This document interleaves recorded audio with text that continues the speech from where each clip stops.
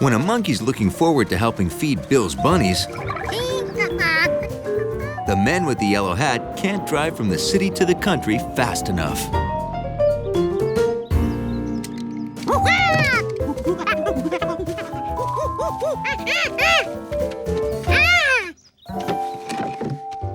Hi, George. Afraid we won't get to play this weekend. I'm going to my grandmother's. The bunnies are coming too. Grandma sure likes bunnies. She says, Bill, I sure like bunnies.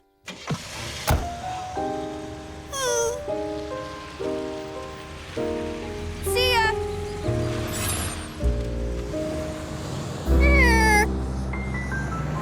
Sadly, there'd be no bunny feeding this trip.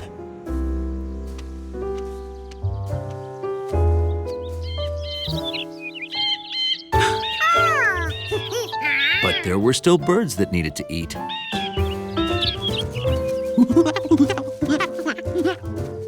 George's head was so full of bunnies, he almost forgot how much he liked to feed the birds.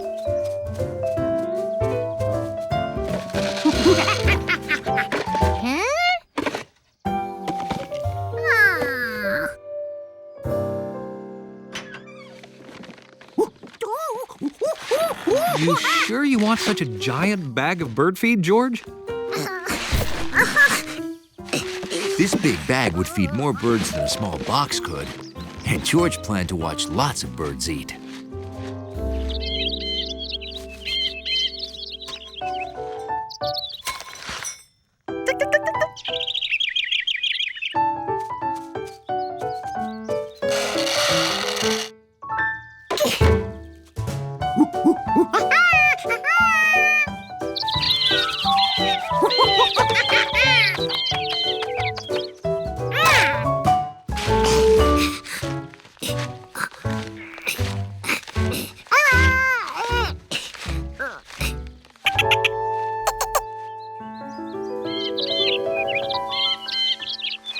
And now, a fun weekend of watching happy birds eat.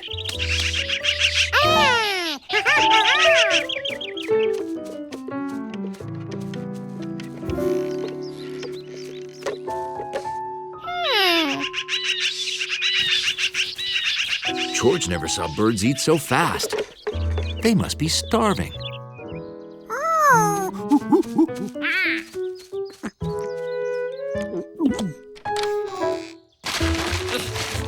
These birds were lucky they had a generous monkey around.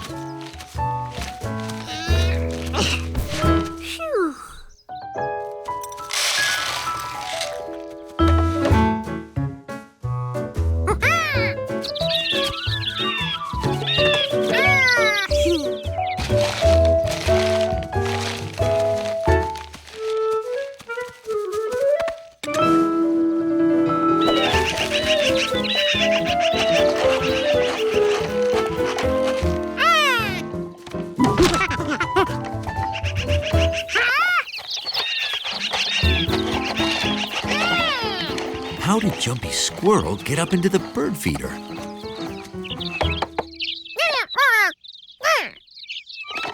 That's how.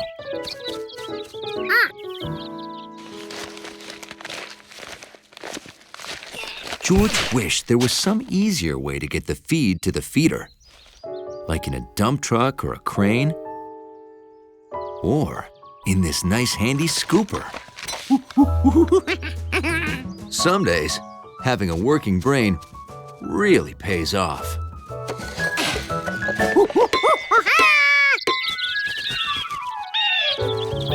If George wanted to watch birds eat, he had to keep Jumpy away.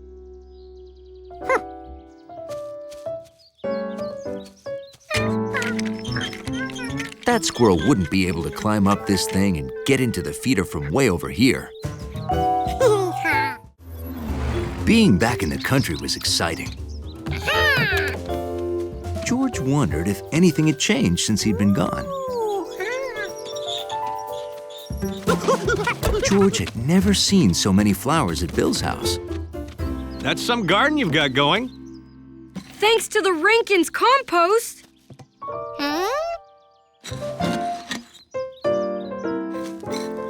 George couldn't figure out why Bill was adding dirt to the dirt. Compost isn't just dirt. Take leaves, grass, leftover food, mix it in a hole with air, dirt, and water. Compost! It didn't smell like leftovers. It's food for plants. After all, plants get hungry too.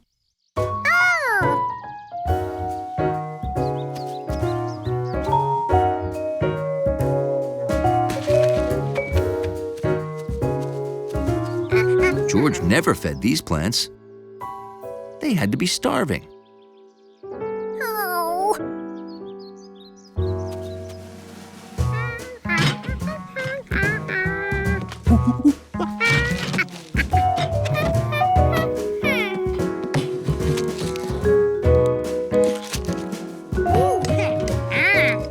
These leftovers would be perfect.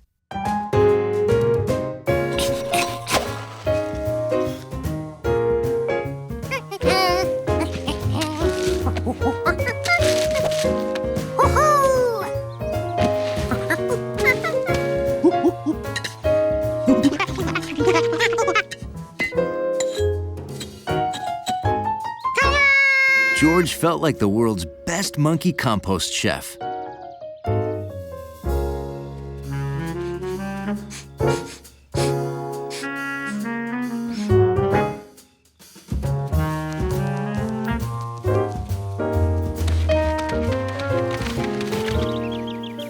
George got up early so he could serve the plants breakfast.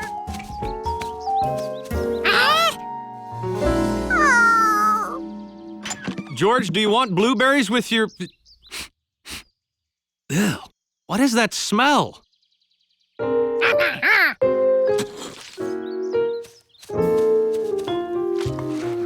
Were you trying to make compost?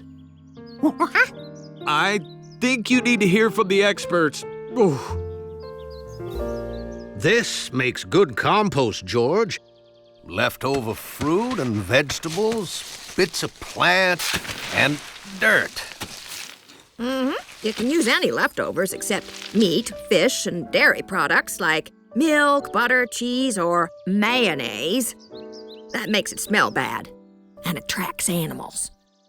After a few weeks, these different things turn old. They decay and become food for other plants.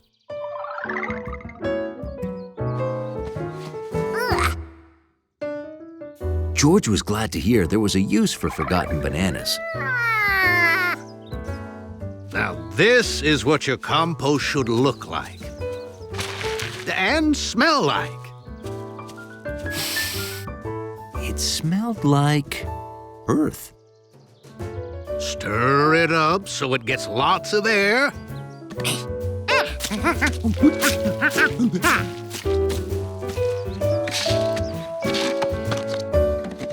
This will keep your plants healthy and green.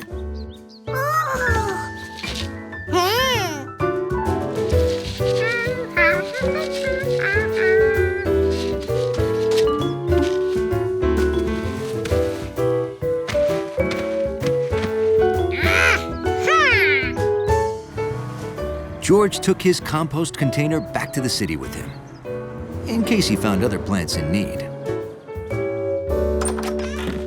I'll get dinner started.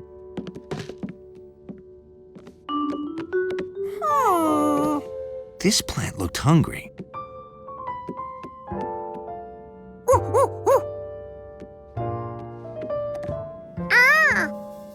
They all did.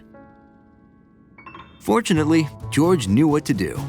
George liked everything on the menu at the Why Go By diner, especially the maze puzzles. Good job, George.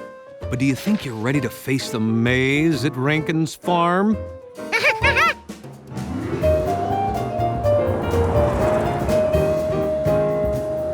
Wow, there it is. That was the maze? George was gonna need a bigger crayon. Welcome, radio listeners, to the amazing maze race. Then you'll contest to see who can solve Farmer Rankin's cornfield maze the fastest. This year, Farmer Rankin's has cut a doozy of a path, with more T-intersections and dead ends than ever. Whoever first finds the exit, way over by the barn, wins, don't you know? I see our competitors have received their maps. Let's find out what strategies they'll be using. Oh, we're leaving it all up to Tina. Who's Tina? Not who, what? Our tiny, intelligent navigation aid. Tina uses satellites, sonar, and infrared signals. Yeah, in fact, we won't even need our map. Yeah. Where's your partner, Sprint? My partner would just slow me down. So would reading the map. I plan to keep running until I find the exit. I'm keeping track of where I go by dropping kernels of corn. Or maize, as it's known throughout the world. We're gonna rely on our map. George is great at paper mazes. Don't worry, George. The map is just like the maze on your menu, only a little bigger. Okay, the only rule is that you cannot cut through the corn stalks. Everybody ready? Yes! On your marks, get set, maze!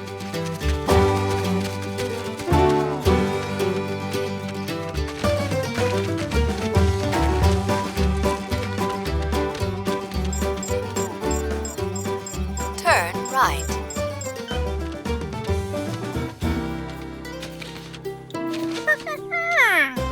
Come in through. See? We are here. That way has a dead end around the corner. Aw, rats. Dead end. So we should go this way. Excuse me.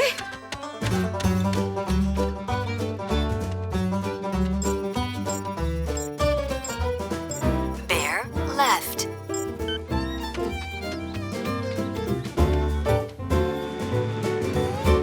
Oh, this is incredible. Already one team has reached checkpoint 1, where they must ring the bell. Continue straight. I am straight. On your left. Yeah, I know the bell sounded like it's that way, but we are here. The map says left. Hold on, George. Oh, tough break for the little monkey. He's hit another dead end, leaving them in last place there. Oh, but Team Quint has hit checkpoint 2. That has to be a record. And young Bill is a-catching up. I've already been there and there. So now I go right. Here we are. You want to ring the bell? Team George is the last to reach checkpoint 1.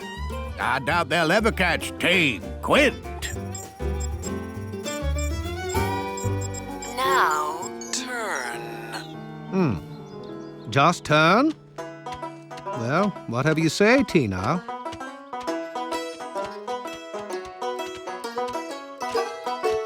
This doesn't feel right. See? Here's the bridge and the red tractor. It's all on the map. The maze looked a lot more like the map when seen from above. And now George could easily see the path to the next bell. I'm right behind you, George. George and the man with the yellow hat were giving Professor Wiseman a hand testing her newest invention. Oh, this is great! The Wiseman Exacta measures how much soil you remove. Perfect for archaeological excavation.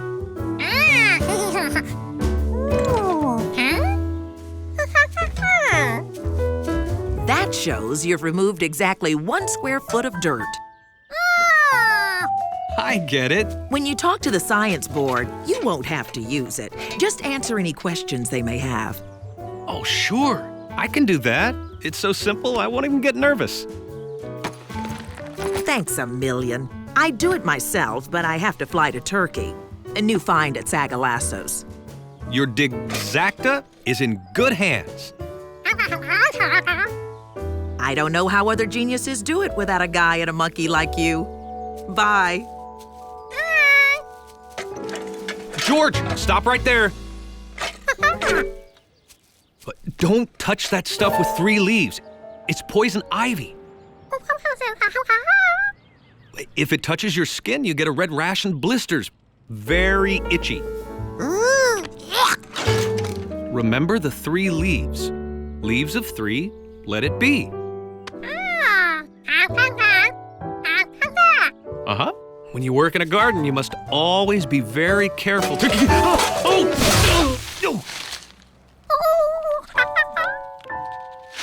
Oh, this isn't good.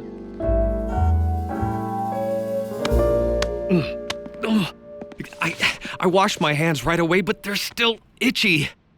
Washing your hands immediately is the right thing to do, but you have had a severe allergic reaction.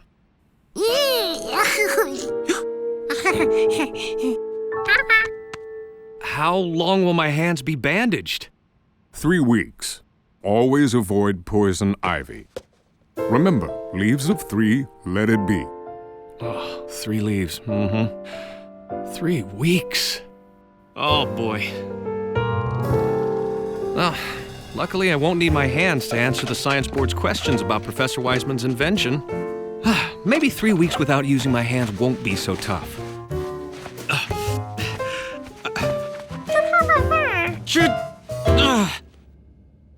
I can't get my keys out of my pocket. Can you get them, George? In my jacket, up here.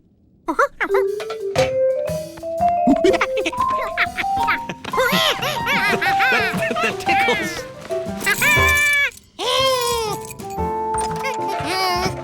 George was more than happy to do everything the man usually did. I guess I'm gonna need your help, George.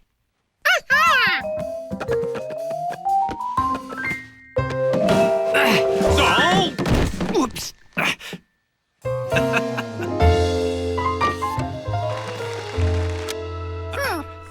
Oh, that looks good. The symphony. Oh, a western. Not the Animal Channel again. Oh, that's great. Oh, George. O. M. It's just... It's right...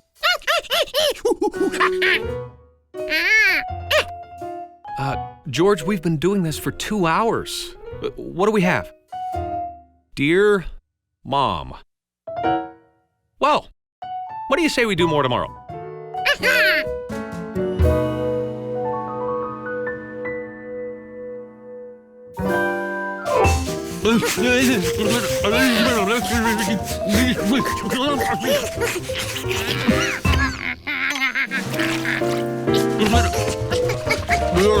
George, hold it, please. I think we need to figure out ways I can do things for myself.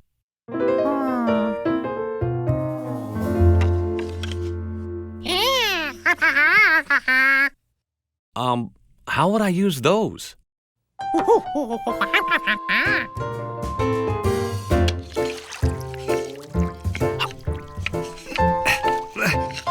It works. You may be a genius.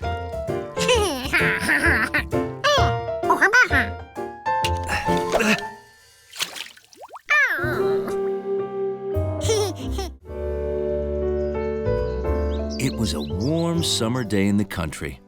A perfect day for kite flying with Bill. Faster! But Bill was busy yelling at a mound of dirt. You can do it! Show him what you got! George was pretty sure that a mound of dirt wouldn't move, no matter how much you encouraged it. Hi, George! Being a city kid, you probably don't race worms, huh? They're in there, burrowing. First one to dig its way out wins. Here they come! Freddy's in the lead.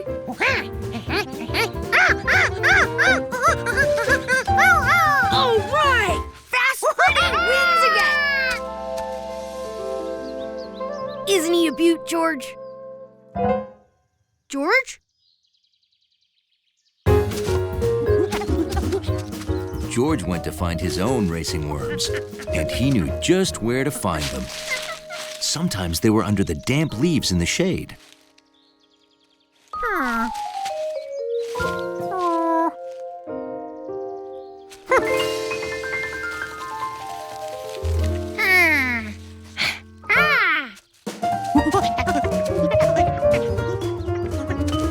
Sometimes he would find them hiding just below the soft earth by the roses.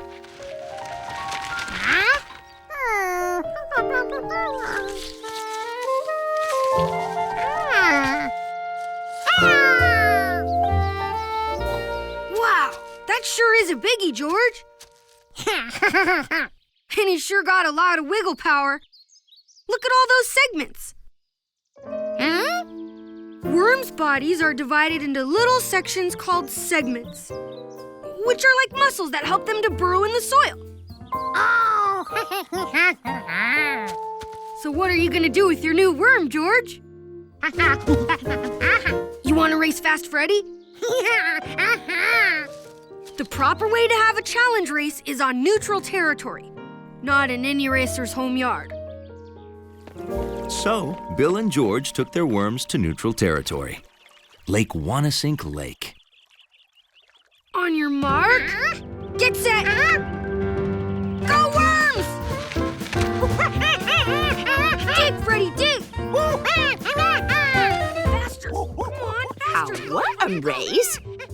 Why, I haven't seen a good worm race since we were first dating. Yeah, silly sport though, worm racing. I'd rather use worms for catching catfish. Worm race over here! Did I hear worm race? Worm Everybody loves a good worm race. Go worms, go! Go worms, go! You can do it, show 'em what you got! What's all the excitement? Worm race? Wow, I haven't been to one of those since I was 12. Go, Freddy, go! Wow, who's winning? Go, Freddy! Dig, dig, dig! Go! What's George's worm's name? Oh, okay. I can't stand the suspense. Faster!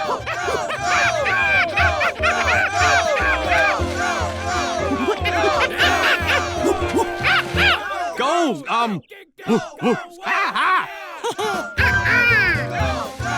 Go, Freddy, go! Here comes Fast Freddy!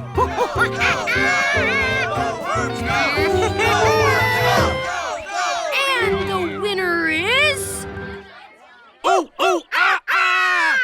Wow, city slang! The winner is George's worm by a segment!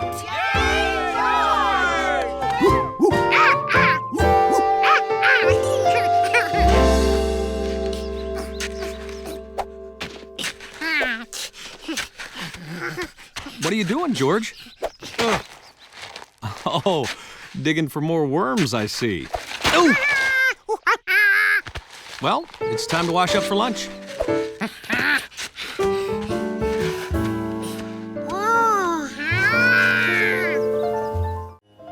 Early on Sunday, the man with the yellow hat got called to an important meeting. I lost my snaky staircase! George, have you seen my snaky staircase? That's not possible.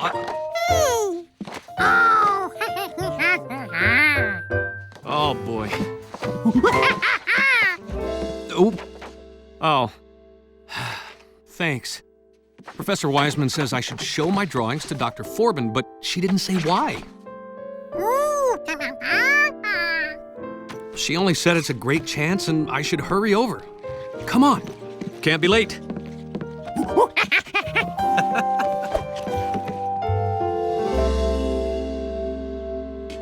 I have to be at the airport in an hour. I can't wait around. Don't worry, he's always on time. Usually. Well, you'll love his drawings when he gets here. We're in too much of a hurry to walk. We're gonna take the bus.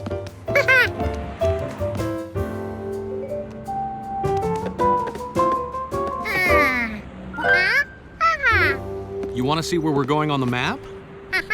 Okay, here's where we are now. We're going up here on the other side of the park. We'll ride the bus over to where the library is and turn left. Then we'll go up past 1st Street, 2nd Street, all the way to 10th Street. Then we'll turn left again and go over to the Glass Palace. George wanted to take a map with him to trace their route, but there were no free maps left. Here's the bus.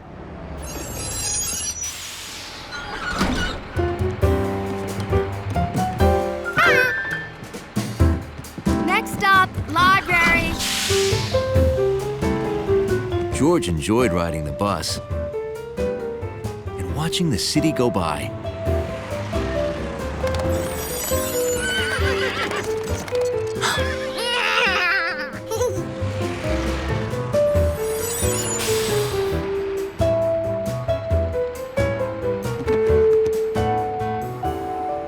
George saw something that really caught his eye.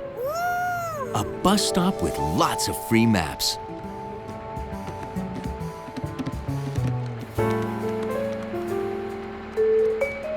George? George?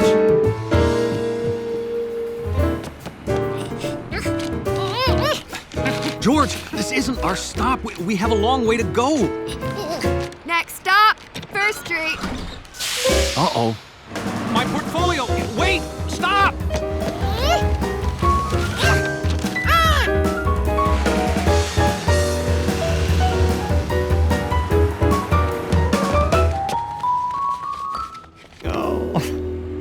Okay. This is not a problem. This is not a problem. All that happened is the bus drove off with my presentation. The one I'm supposed to show in 7 minutes. Right. We have a map, so we know exactly where that bus is going. We just have to catch up with it. He could get on that bike and catch the bus. Taxi! Taxi! Taxi! Go! George! No! George, come back! Taxi! I have to leave in 6 minutes. He'll be here.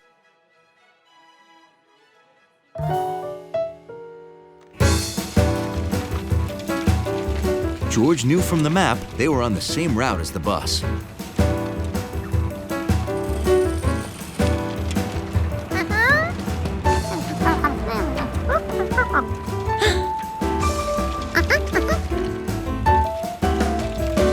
But could they catch it? Taxi! Quick, I'm trying to catch a bus. You're taking a cab to catch a bus. And keep your eyes open for a monkey on a bicycle. You want me to find you a monkey on a bicycle? It was a good day for bouncing balls.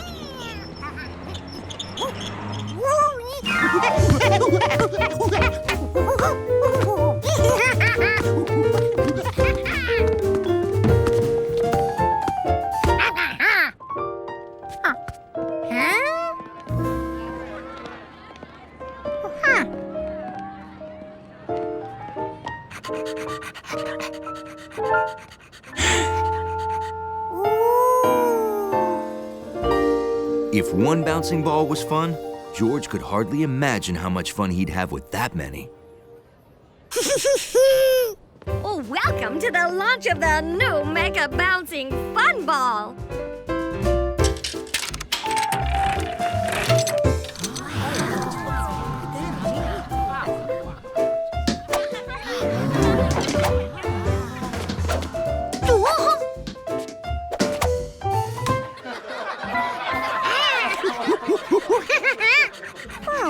George wondered how far a mega bouncing ball could mega bounce.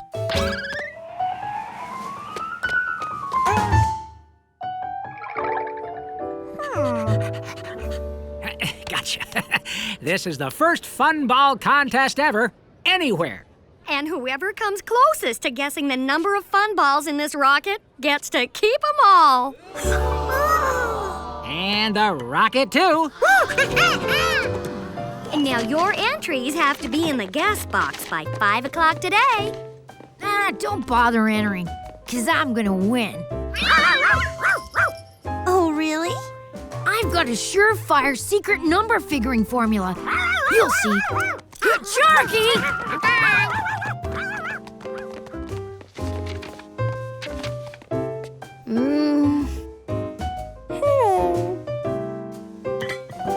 This calls for some math. Good luck. May the best girl win. Or monkey. If one bouncing ball was fun, George could hardly imagine how much fun he'd have with that many. George just had to win.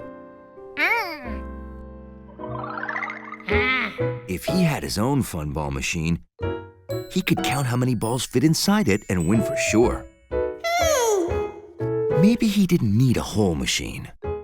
Just something the same shape and size as the part that held the fun balls.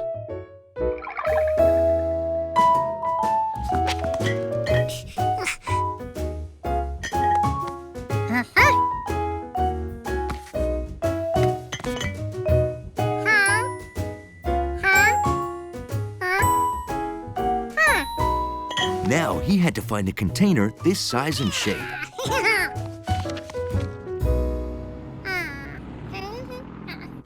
He didn't have one round container in his closet.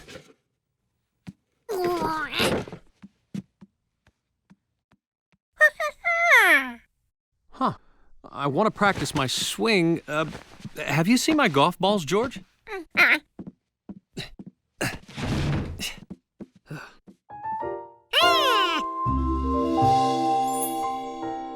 George remembered they had a hat box that was just the right shape.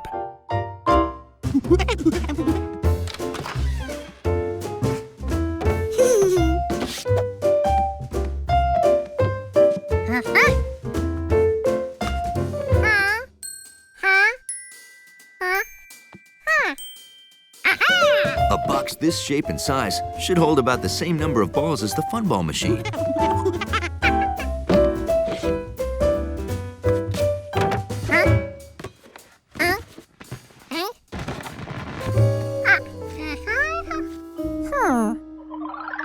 That machine held more fun balls than this. Because these were too big. George needed smaller round things to fill the box. Found them. Oh, but I can't practice now. I gotta go pick up our fruit and veggies at the grocery store. Some fruit was smaller and round. You'll pick them up? Oh, well, great, George. Thanks. I'll be at the park. Here they come, Hunley.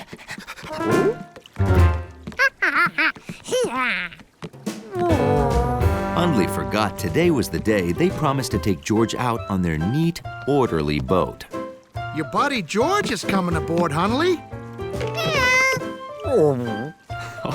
We're both excited about this. We even bought matching life vests. You guys look very snappy. Let's stow your stuff, George.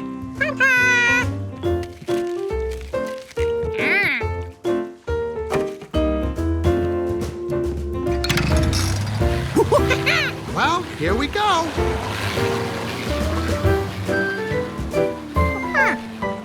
No sail yet, George. We use a small motor to get in and out of the docks.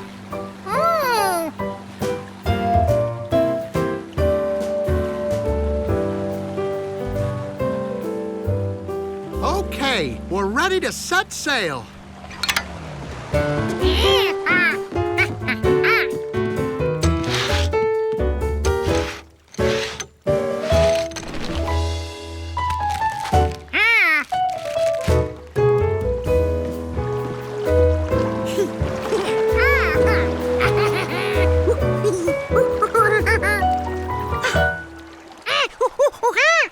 Oh, that's just a little crack. I'm getting it fixed tomorrow.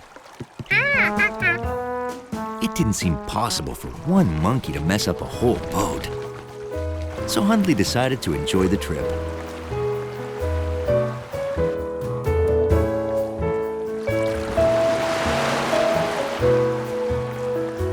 Look, school of dolphins ahead. You can see if you're up higher.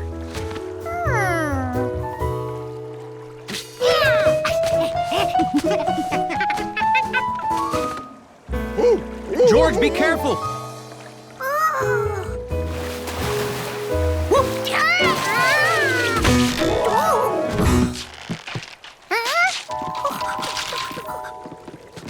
You all right, George? Should it do that? No. We better head home before it gets worse. Sorry, guys. Hundley was relieved. The sooner they got home, the less George could make a mess of things. If we stop at Wilson's Island, I can reinforce the boom so we can sail back without worrying. Great.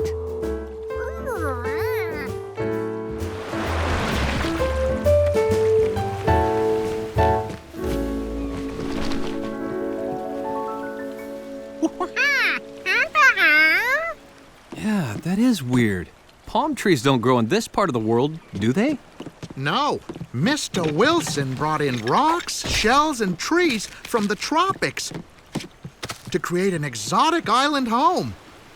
Wow. So Mr. Wilson lives here? No, he never moved in.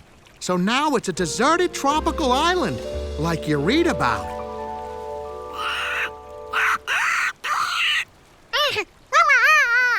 Wilson brought that, too. There's nowhere else like this within 5,000 miles of here. Come on, let's get some wood, leaves, and vines to reinforce the boom.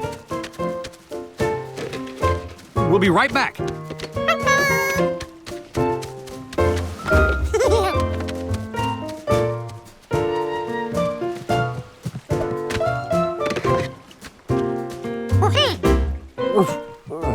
That sand looked messy.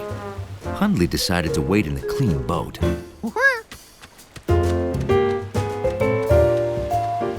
George had a chance to collect shells and some unusual rocks.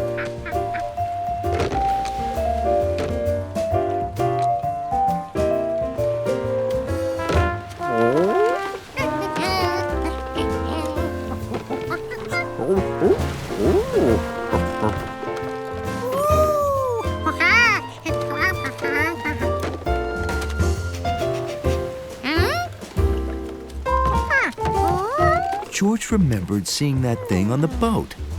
It must have fallen out.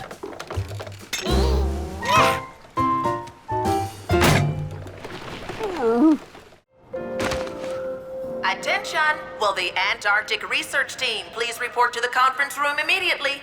Come on, George. Duty calls. Here we are, guys. The Antarctic. Our objective is to observe and record the behavior of the region's flightless native seabirds. We're here to take pictures of penguins. See this small family of chinstrap penguins? Well, this breed gets its name from the unique marking on its head. We didn't see them on our last visit, and I'm worried. I need you to find them.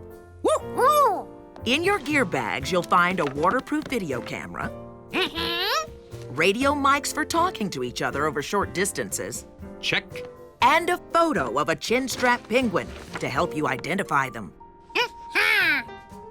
Any questions? Yes, on the left. Were we chosen for this mission because of our fine work in outer space and under the sea? Well, not exactly. My usual team is on assignment in the Sahara Desert. Oh. But you lucky guys get to meet penguins. Yes! Penguins!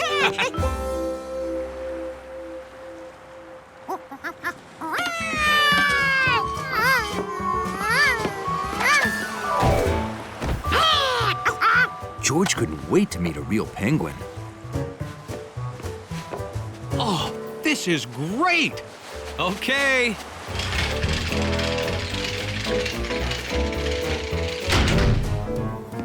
I'm moving on to the nesting grounds of the emperor penguins. You'll meet us at this spot at 9 a.m., right? Right. Remember, if you get lost, use the outpost beacon to find your way back. Don't worry. If we get lost, we can always find an igloo for shelter. No, you can't. Igloos are found in the Arctic, not in the Antarctic. Oh, that's right. Good luck getting pictures of the penguin family. Thanks. Let's check this side of the outpost for the penguins. Okay, but don't go too far, George. If you see penguins, call me using the radio mic. Like this. Oh, it's gonna be a great day.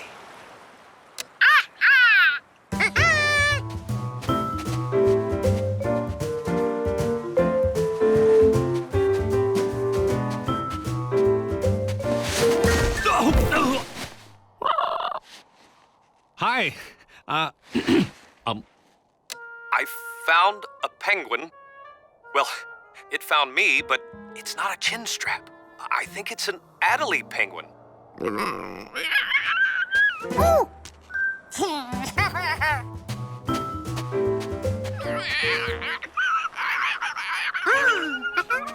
That sounded close. Like something on the other side of this snow.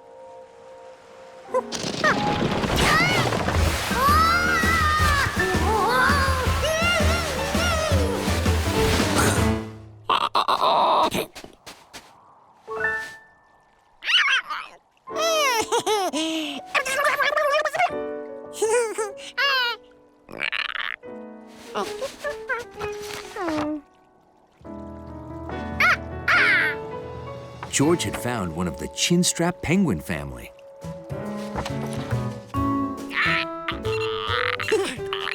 George was so excited, he forgot to call the man with the yellow hat. He also forgot to look where he was going.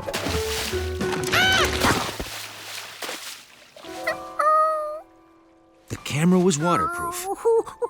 Now George wished it would stay in one place. At harvest time, Farmer Rankins liked having a few extra hands around to help pick the apples. This year, he also had extra feet.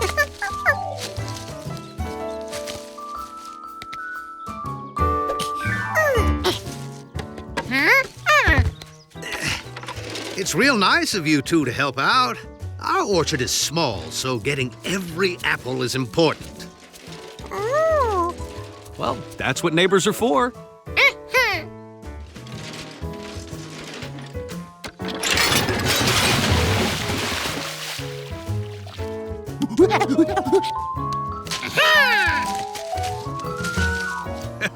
He's certainly built for apple picking.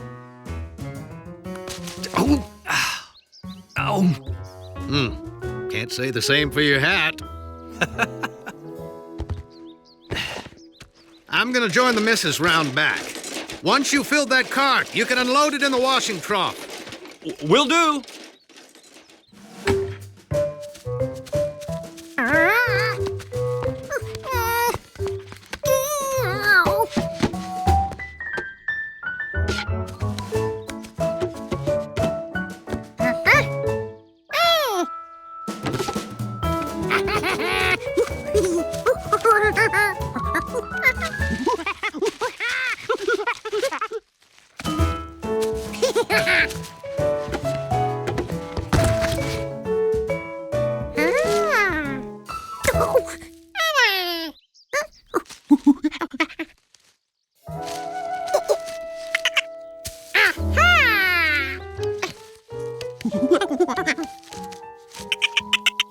Jumpy had found a perfect apple.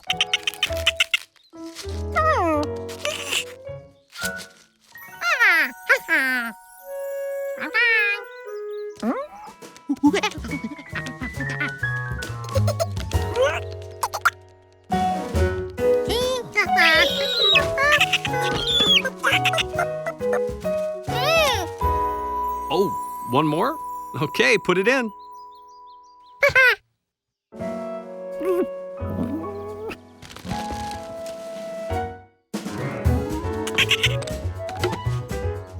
Jumpy's perfect apple was in there somewhere.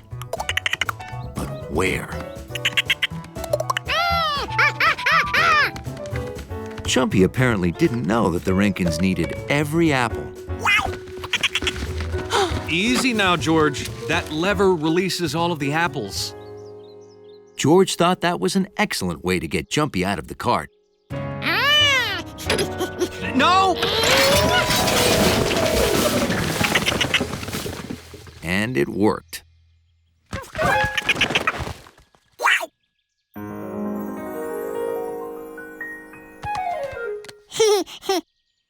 Jumpy decided he should hide his perfect apple.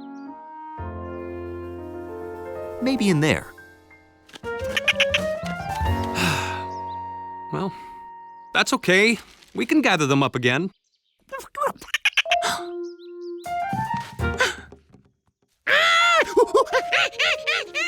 Or I can just do it myself.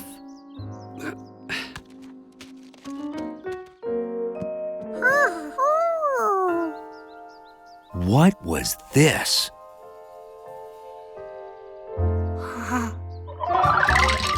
It must have been some kind of monkey playground with all sorts of things to climb on and swing from. But George wasn't there to play. He had to get that apple from Jumpy. If only he could find a light switch.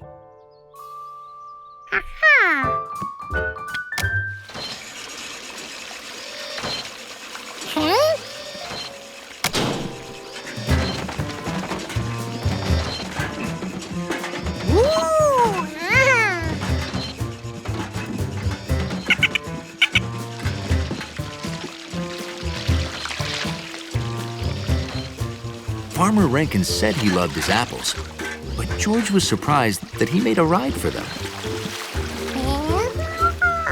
Those buckets must be there to carry the apples high out of the reach of squirrels. Wait, where was Jumpy?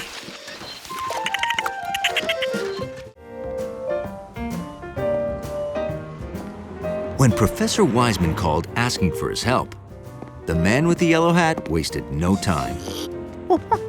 He brought George in case she needed a monkey. George brought a toy in case she didn't.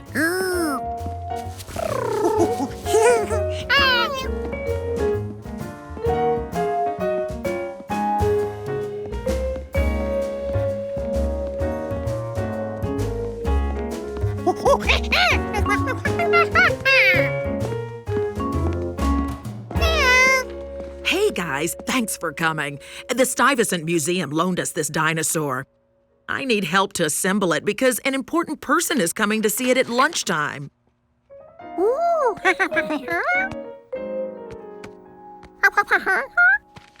This is what dinosaur skeletons look like before they're put together, George.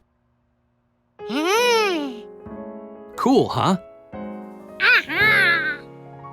We even have instructions drawn by the man who dug up this fossil, Dr. Raj Desai.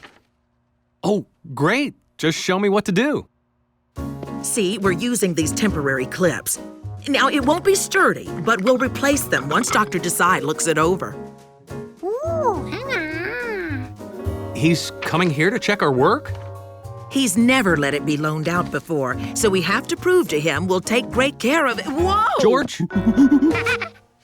George, we don't need to know what sound rare fossils make when they're banged together, okay?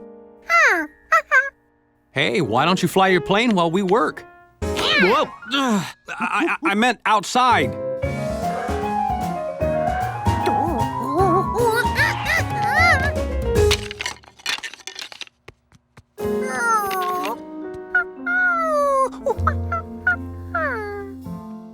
Just because it came apart doesn't mean it's ruined, George. See?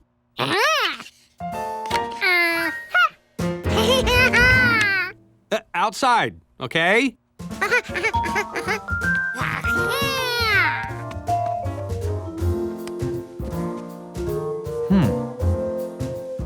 Oh. Hey, this is easy.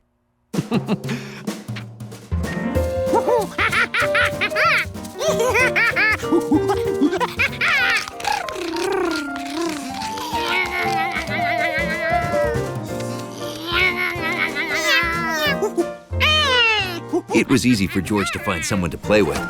Since cats feel they just have to stop anything that moves.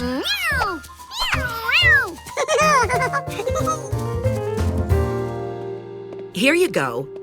Great. Oh, right there. Okay.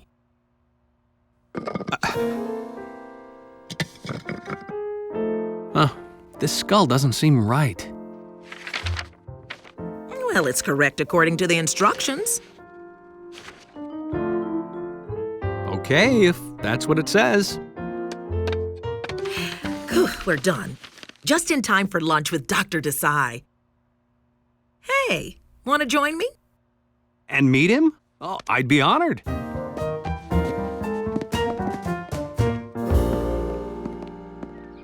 Right outside, it was the best game of Cat Tries to Catch a Plane ever.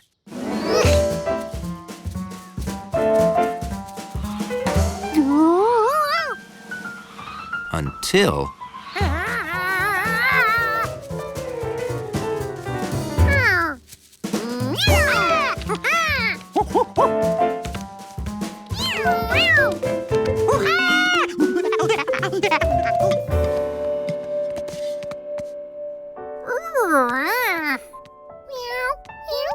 If they didn't find the plane, the game was over. This wasn't here before. It must be what they made from those bones.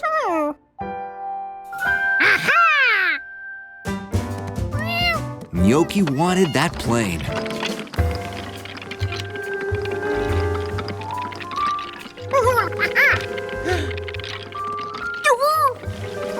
George wanted to help Gnocchi get down, but he couldn't reach her.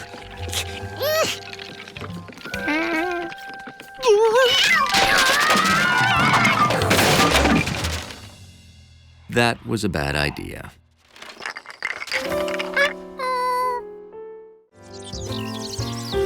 Mrs. Rankins was in a big hurry to finish her chores.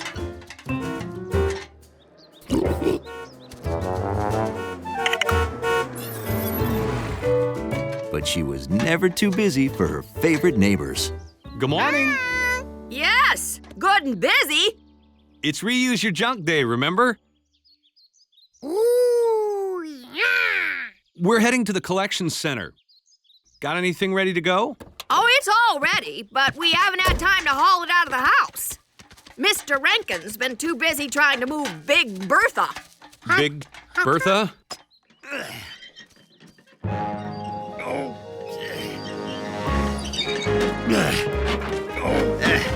Little help here? I've got you.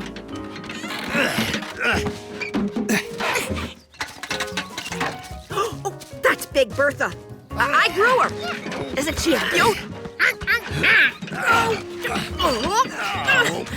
She's entered in the Plump Pumpkin playoffs today. Oh. Wow, the Plump Pumpkin playoffs? Yes, the Plump Pumpkin playoffs are particularly prestigious.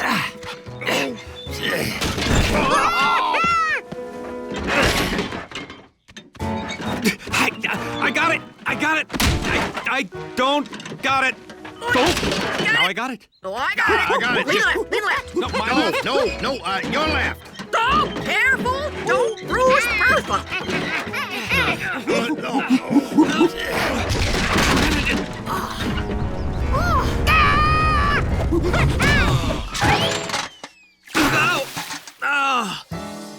Huh? Oh, my.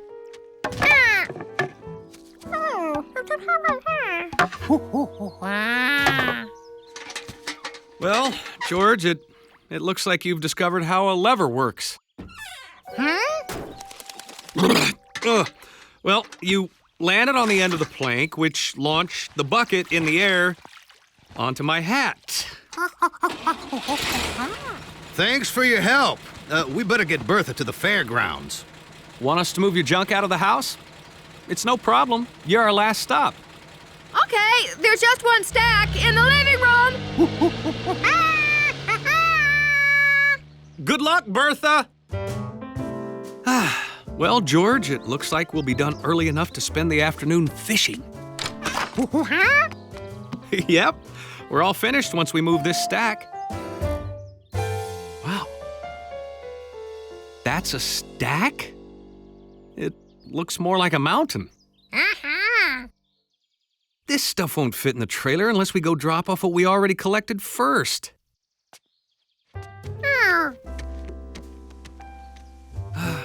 I'm afraid this will take the rest of the afternoon, George.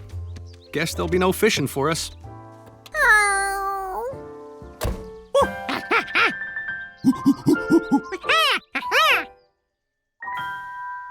You want to stay here and move that stuff outside? Well, good idea. That'd sure save time, George. Pile it in front of the pig pen, then we'll load it up quick when I get back, okay? Be a good little monkey.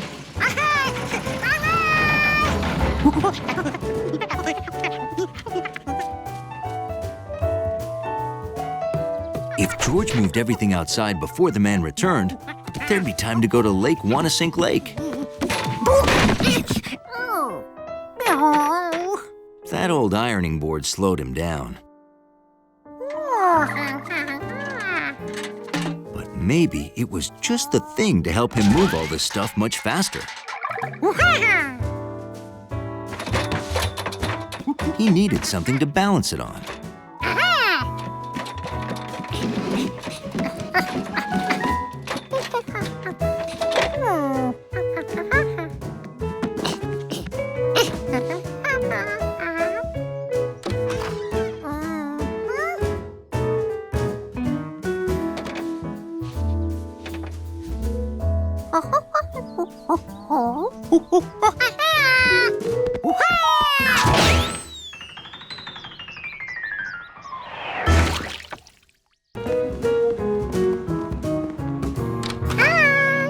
Hello, fellow bird watchers. My monkey is clean and photo ready. Where should we pose? We're going to take pictures out in the park first, and then we'll do the cover photo. Oh, but the park has mud, dirt. And George is so clean and fluffy. Don't you want that picture now? The summer tanager nests in the morning, and we don't want to miss a chance to photograph her. No, we mustn't miss. Such a nice bird. But remember what happened last year when George made the cover? Oh, yeah. Right. Wait, I know. George can stay here and help Steve and Betsy in the kitchen.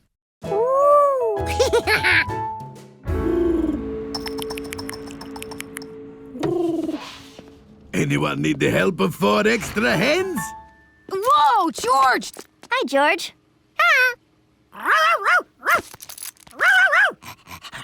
You know, I'm think to celebrate the summer tanager visiting our park, we color eggs and have a egg hunting contest. Oh, that looks like a messy job to me. Well, okay, but every good kitchen mate must wear his uniform. George, stay clean as a whistle. We'll take that cover photo as soon as we get back from the park. Oh, and Giorgio, be careful of my heavenly angel food masterpiece. A delicious dessert I made special to celebrate our daring birdwatching deeds.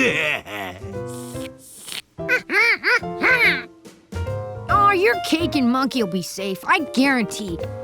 Nothing to worry about with Chef Steve in charge. Be a good little monkey and stay clean.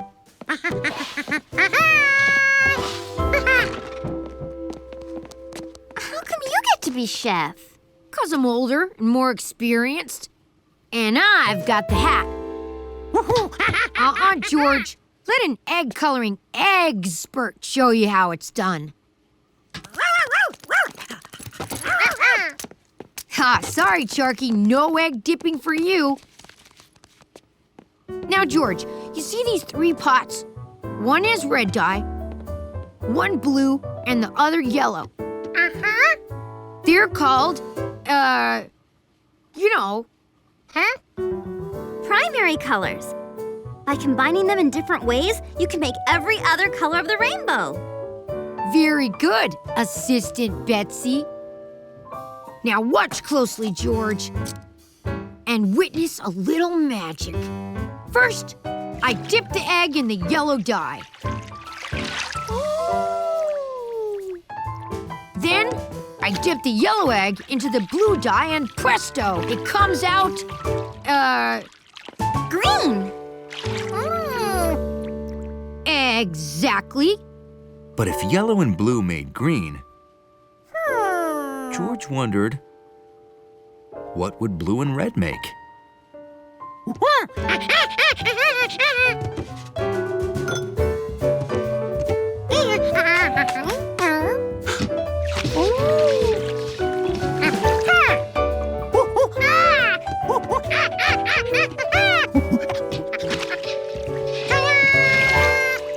Why, George, you've created a brand new fruit, a perp-banana.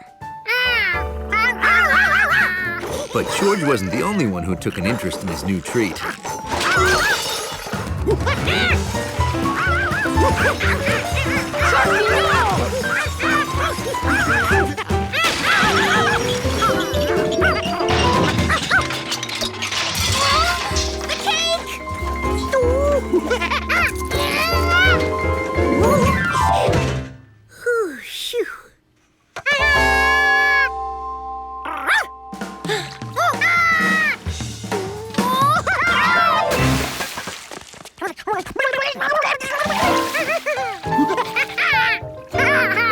George, you're yellow!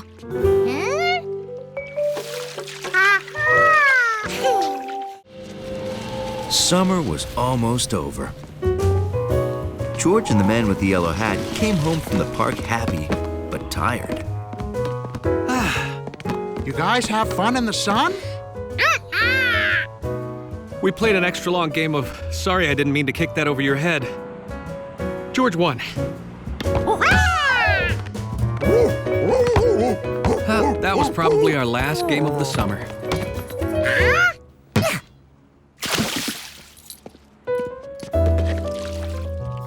Summer's over, George. The weather will be turning cold soon. We'll find out exactly how soon tomorrow on Whistlepig Wednesday.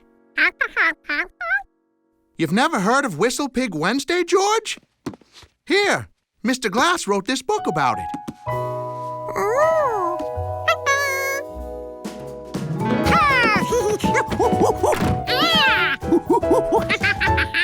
Yes, that's a whistle pig.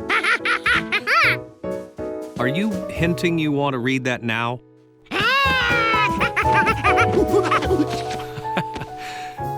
Do you know about Groundhog Day?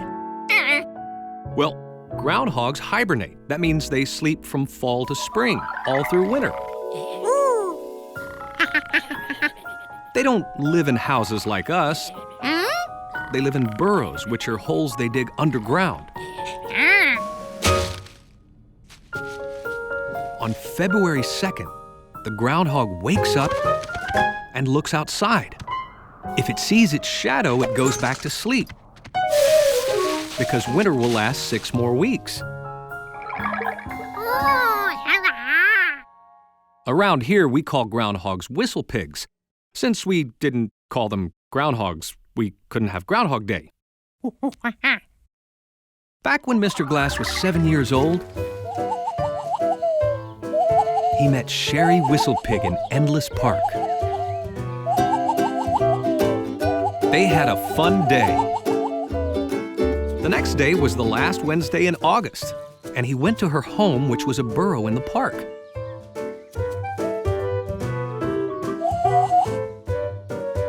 Sherry saw her shadow and got scared. She started hibernating right away. Young Mr. Glass noticed the weather turned cool that very day. It was the start of fall. So Mr. Glass created Whistlepig Wednesday. Since then, he goes to the park very early on the last Wednesday of every August and brings his friend Sherry out to check her shadow. If she sees her shadow, summer is over. It's like Groundhog Day, except it's about when summer ends. That was the kind of story that makes a monkey think about shadows. How come George's shadow didn't predict when the seasons changed? Was a Whistlepig shadow different from a monkey shadow? Aren't all shadows the same? Can you lose your shadow?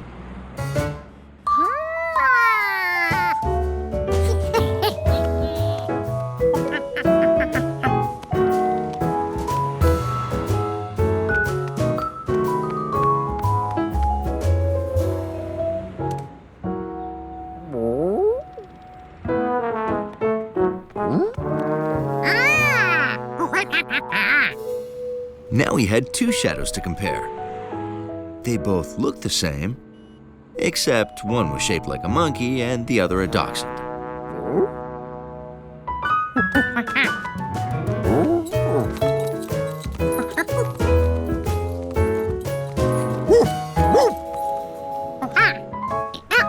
George explained that both shadows moved over stuff the same way,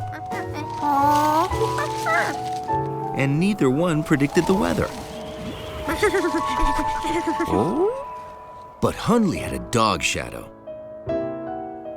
To see if a Whistlepig shadow was different, he needed to see a Whistlepig shadow. Hundley never really noticed a shadow before. It looked dirty. Another day, another bag of trash. Wait! That trash is not trash. Huh?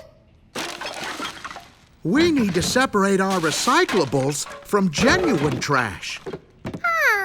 The city's having a contest. The apartment building collecting the most recycling wins the Golden Triangle Award. So recycle, George. It'll make the planet and our trash a lot neater. Recycling sounded like something George would want to help with. Once he found out what it was. Uh-huh.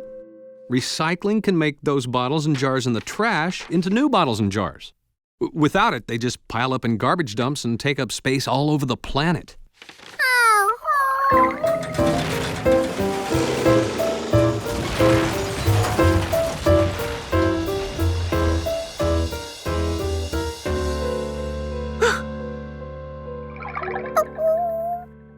Hey, you want to go to the recycling center and see exactly how it works?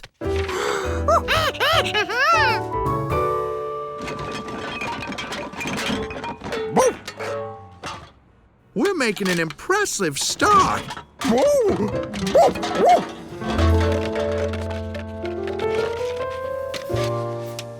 Hello, Lydia. Oh, hello. I lost a bottle there. Every little bit counts.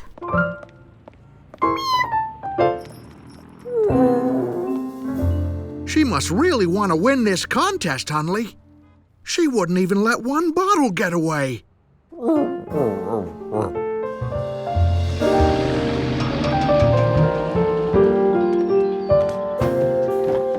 Hi. He wants to see recycling in action. Well, who knew recycling was catching on with monkeys? I like it. This triangle on the bottom of a container means it can be recycled.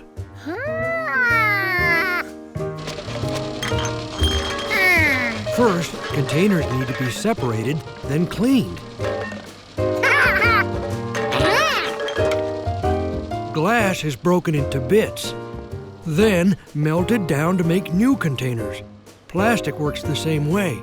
Recycled newspaper makes new newsprint. Think you're ready to start recycling? Now you can help with the contest. 3 cans, and it's not even noon. I bet Lydia hasn't even gotten a bottle cap. Huh?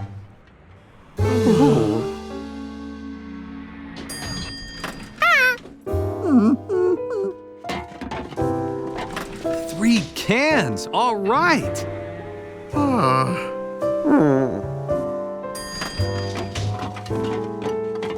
Oh, maybe it's not going so well.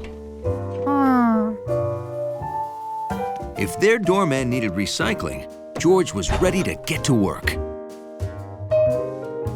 But nothing was empty.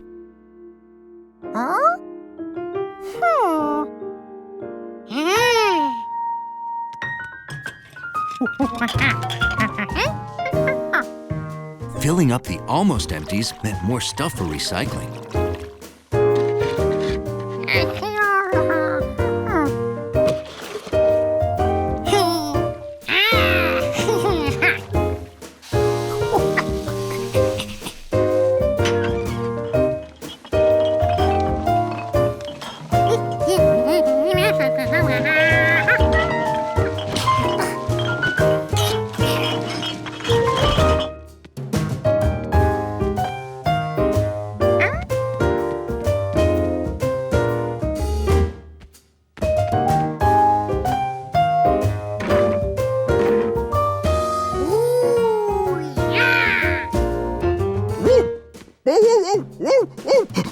What is it, boy? And we were feeling discouraged.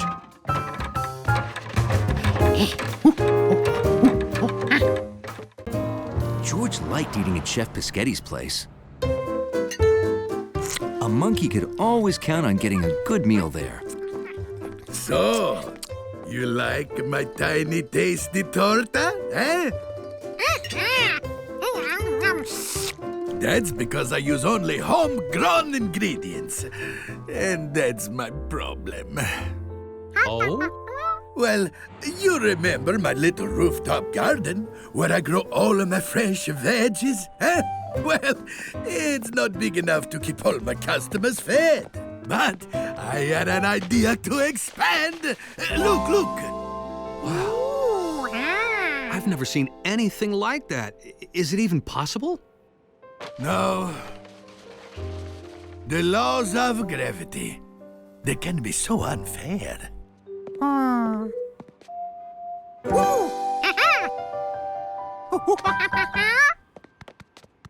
That's right. We could put a garden on our roof and help you. Bene!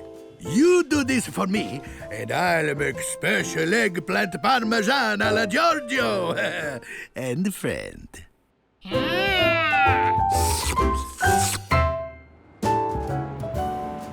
We need seeds to plant a garden.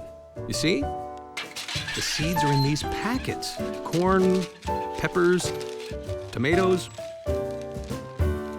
watermelon, cucumbers, and eggplant.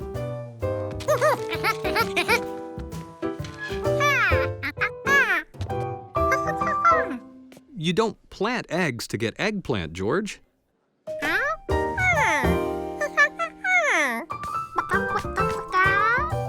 Yes, chickens come from eggs, but you don't plant them.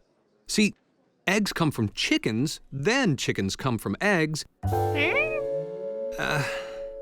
Another day, maybe.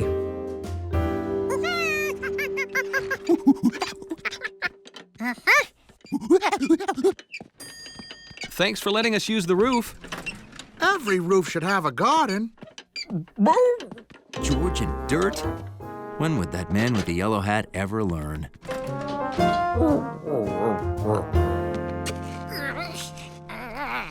Let's see. We'll put melons here so they can spread out, corn here tomatoes on these trellises and...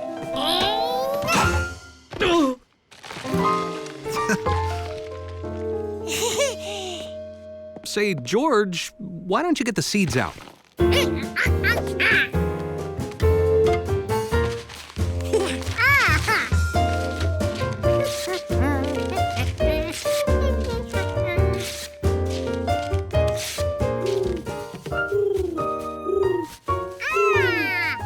George couldn't wait to tell his friend Compass about the garden.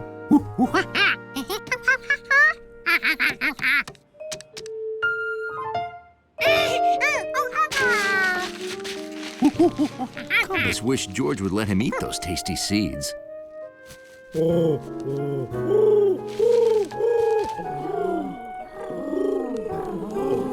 And so did Compass's friends.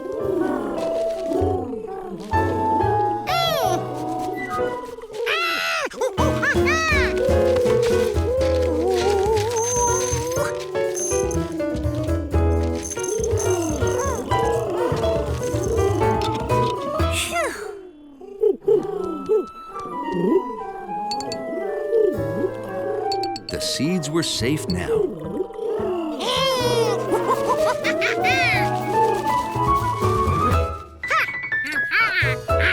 Okay, George, time for the seeds. We'll start with the eggplant. You didn't dump all 6 seed packets in there, did you? Oh, no, stop. You can't plant different seeds together. They won't grow right. Mixing seeds might make interesting new plants. Well, George, each type of seed has different needs and must be planted just right. Mamma mia! I made you a special veggie pizza.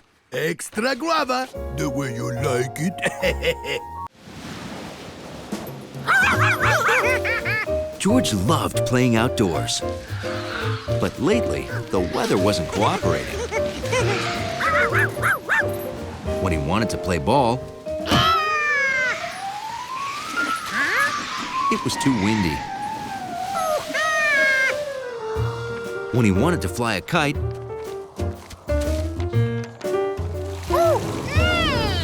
it rained.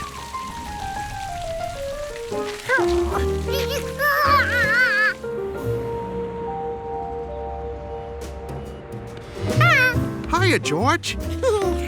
And when he wanted to splash in puddles, it didn't rain enough.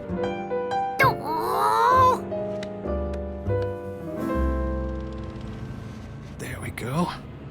George was tired of the weather messing up his fun. Tomorrow, he was going to be ready for anything. Huh?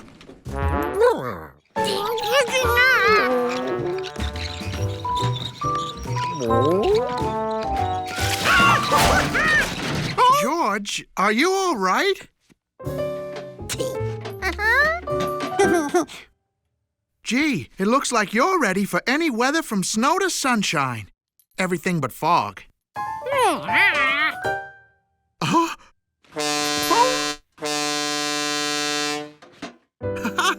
I've heard that some animals can instinctively predict the weather. I guess you're not one of them. If George could become an animal who could predict the weather, it sure would make his life easier.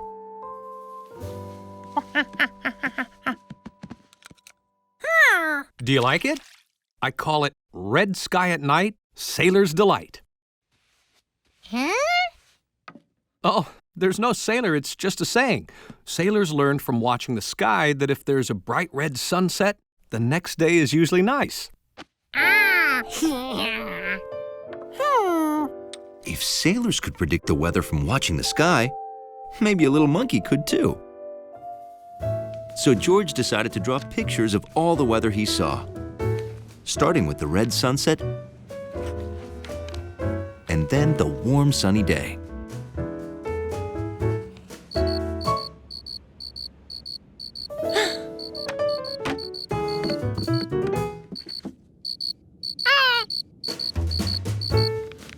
And he added that he met a cricket.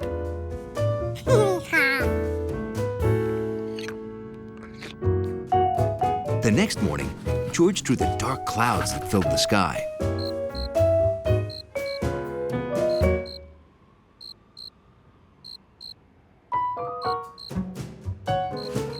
He also drew the cricket again, but drew fewer noise lines because the cricket had less to say on this chilly morning. When it rained in the afternoon, George drew that. So clouds meant rain. These were turning into very useful drawings. The next day, the clouds looked very different. Hey, George, it looks like a great day. You want to go to the park and have a picnic?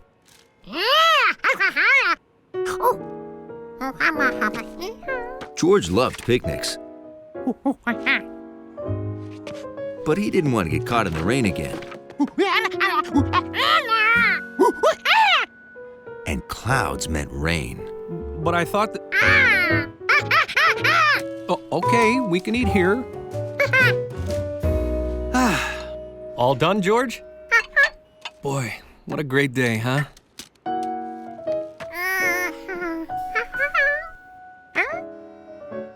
But there were clouds. It should have been raining. Unless, maybe only dark clouds made rain. Little white clouds didn't. George had canceled a fun picnic for no reason.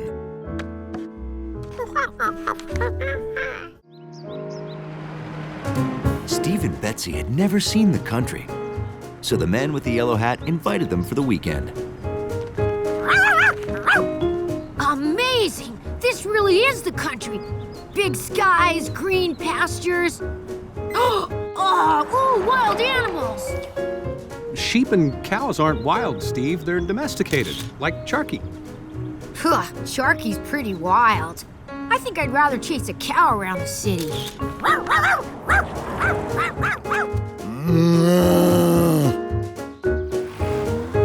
Wow, that's the shortest apartment building I ever saw. It's a house, Steve.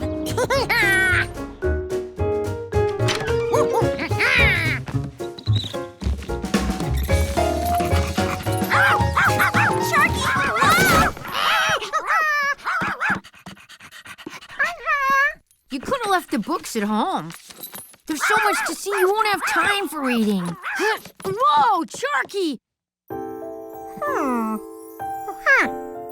That's a rainbow.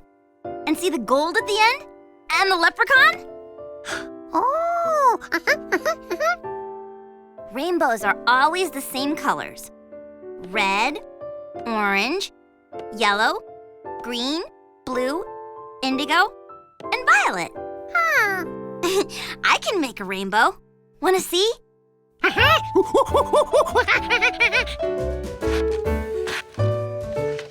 I make my rainbow without the sun or the rain.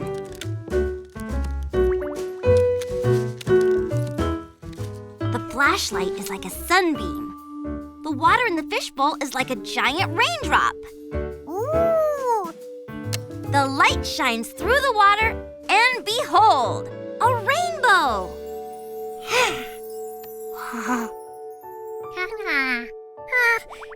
Betsy's rainbow was nice. But George wondered if he'd ever see one that spanned the whole sky. Hey, so what wild animals can I get pictures of next? Well, we've got skunks, squirrels, a moose or two. A moose? Now there's something you don't see every day on N Avenue. Yeah. All done. There's your lunch. You're ready to go see the country.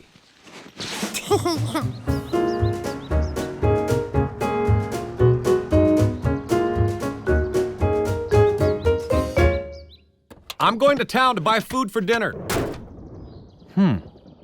It's only supposed to drizzle, but if it rains a lot, head home, okay? George knows the way.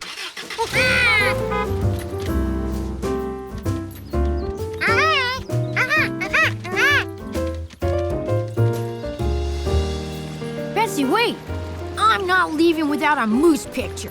Holler if you see a moose.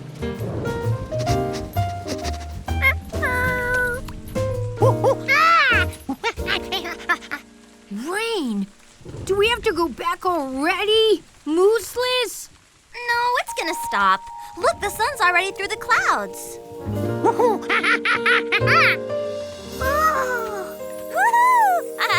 Amazing! That's the biggest rainbow I ever saw in person.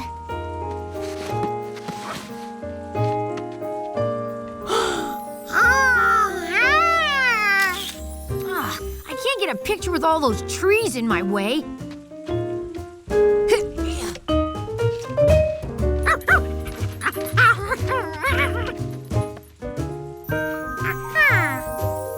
George didn't see any gold at the end of the real rainbow from here, so he'd just have to go there.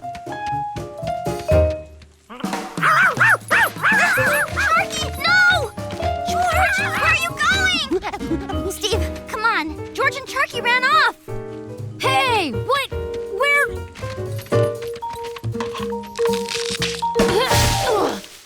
Betsy, I'm older. You have to wait for me. Sharky! George!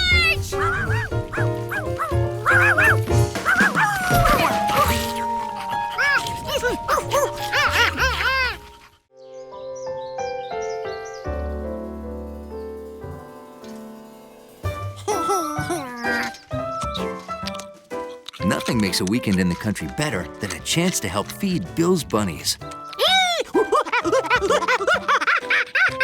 Here you go.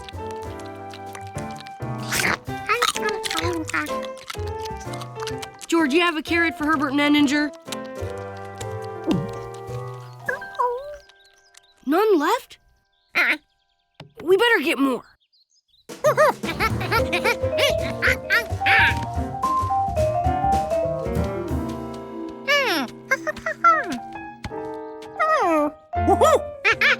George wanted to rush to Rankin's farm for emergency carrots.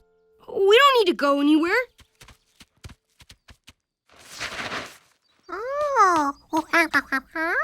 I grew all this myself. It's easy. Even a city kid like you could grow carrots. Come here. I have a few seeds left. Just plant them in the dirt, water them, and watch them grow. George couldn't wait.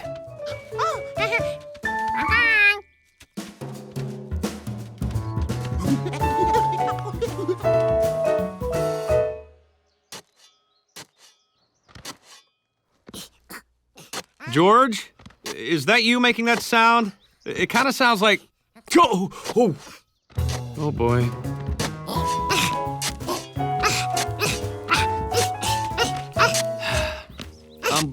George, if you're digging a basement, we already have one.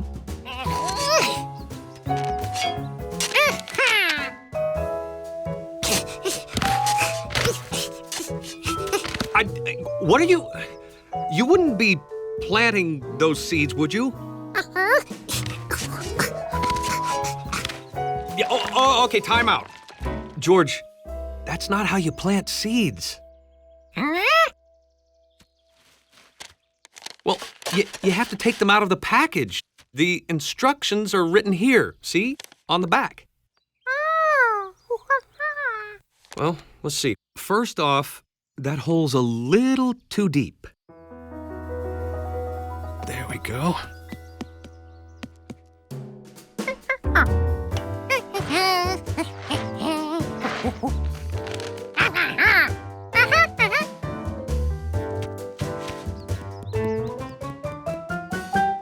Great.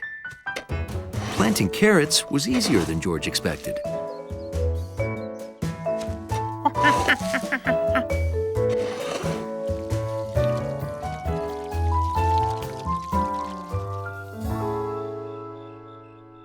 George was so excited.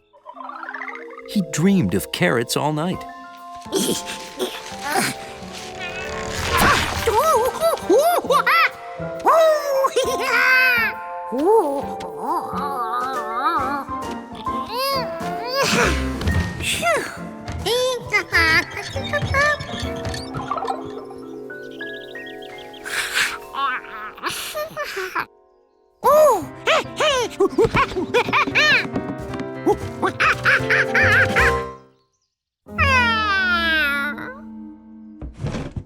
Something wrong?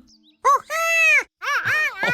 but carrots don't grow overnight. It takes time and watering.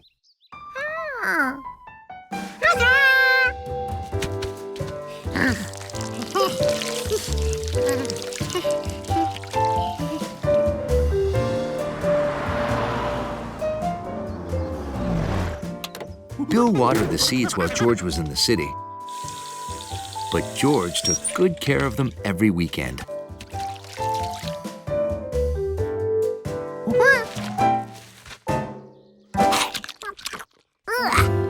Too bitter. This one better go back in the ground.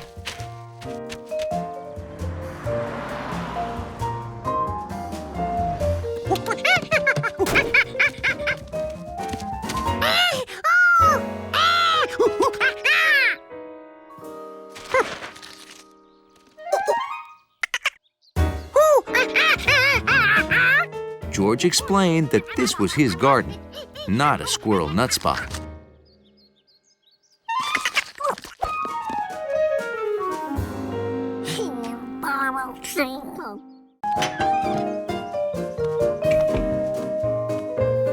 Remove the reservoir cap and check the coolant level. Huh. Oh, hi, George. I told Luke and H.A. I'd tune up their summer shuttle, but I can't find my pliers. Huh.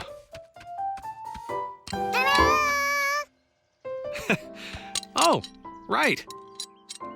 Now, where did I put my cold drink?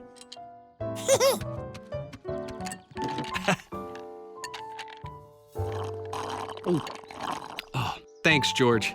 Hey, after I'm done with the shuttle, we can take it for a test drive to cool off, okay? Ice. It was cold, just like snow.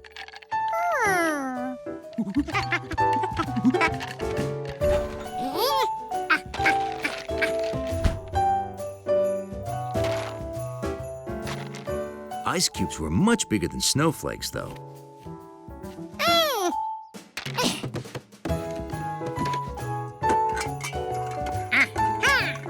Using the ice crusher, George would have something just like snow in no time.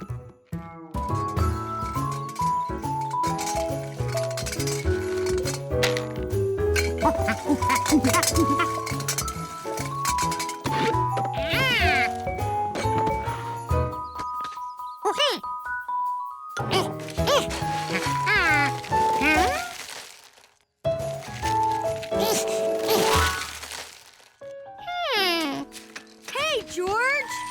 What you doing? Cooling off with ice water? City kids, you can't build a snowman with pieces of ice, George. You need soft, wet snow to make a snowball. These ice chips are too hard and too thick, see?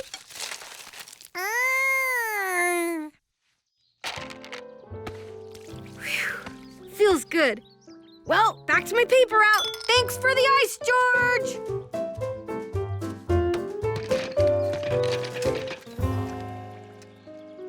George needed something else to make his snowman. Something that would stick together. George? Whew. Are we out of ice cubes already? Oh, here they are. You mind if I take a few? Careful where you step, George. We don't want to track mud into the summer shuttle. Mud. It wasn't as cool as ice, but it was easier to mold into shapes. Now, where could George get a lot of mud?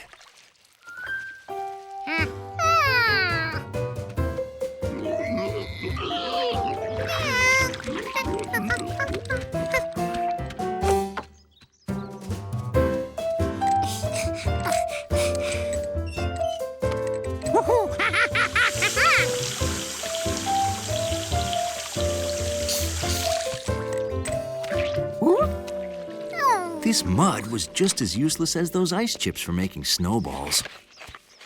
Woo! Hey, George. Having trouble with your mud pie recipe? The perfect mud pie depends on the right mix of soil and water. There you go.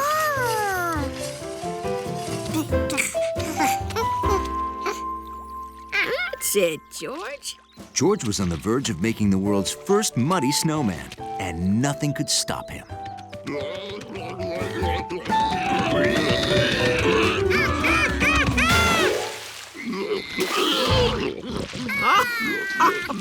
Oh, I'm sorry, George. When it comes to mud, they have the final say around here. Stay cool.